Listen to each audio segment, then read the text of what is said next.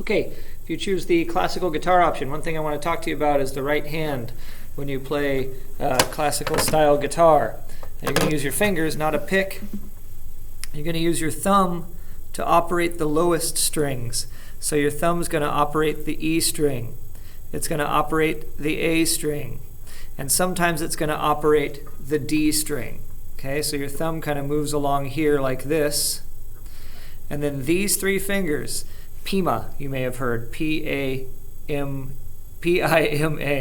You're going to use this, this, and this. So these three fingers, and those go on the thinnest three strings respectively. So index goes on the G string, middle goes on the B string, and then the ring finger goes on the high E string.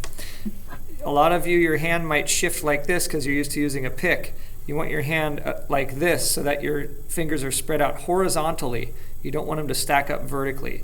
Horizontally spread out. Just try that sitting your fingers kind of, I've got mine kind of tucked underneath the strings a little bit here. And my thumb just kind of sitting on the A string just like this. Okay, holding it like this. I'm going to play an A minor chord in my left hand. You know what that is. If you don't, you can look it up. You should know what it is by now. And then I'm going to strum these individually. So I'm going to go root note, and then skipping over the D string to the pointer. Okay?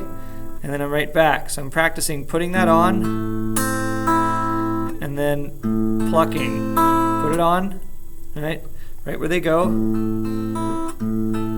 Now notice my hand isn't pulling off really far, so I have to come back. Everything is staying right where it needs to.